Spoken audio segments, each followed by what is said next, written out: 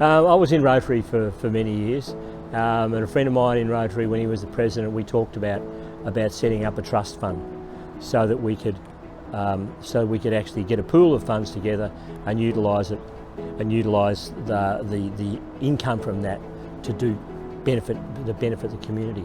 We tried doing that. The seed funding was just enormous, $35,000. We were quoted by a legal firm in Melbourne to set the trust up. And then Into Our Hands came along, and we didn't know about them, and they came and spoke to us at Rotary one night, and it was like a light globe. My friend and I just said, "Oh, what?" and I went from there, and I got involved in it. And then got on the board, and have been on for now about 5 years. I think that the time has come when government just can't help the small individuals and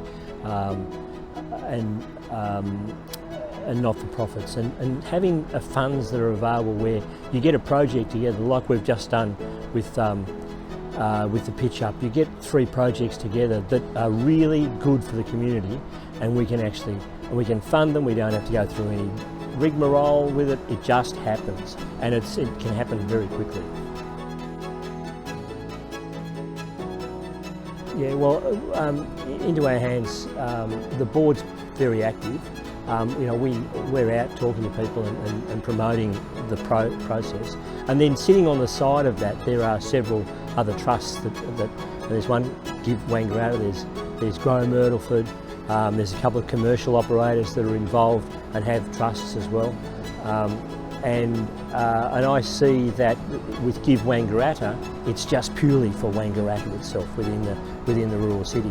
And if we can get that up and running, it'll be like Myrtleford's just storming ahead with the funds that they've been able to raise.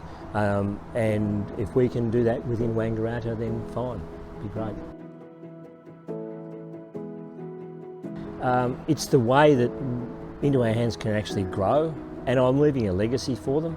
I believe that we're here to live and to love and leave a legacy, and I thought, well, this is a way of me knowing that it will run infinitum and will help. I was involved in a hospital board in Omeo, and before my time, we were bequeathed $1 million, which was put into trust.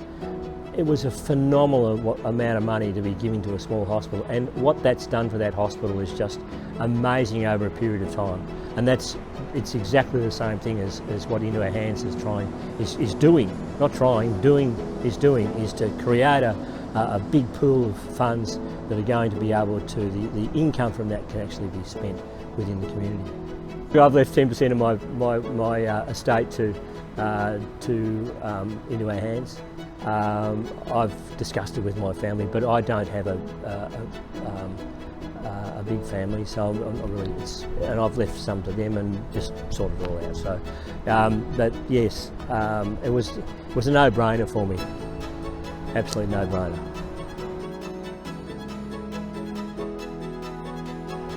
It's giving locally. It's the funds that we have are given locally to individuals, and now just the way that the structure's been set up since the 1st of July this year.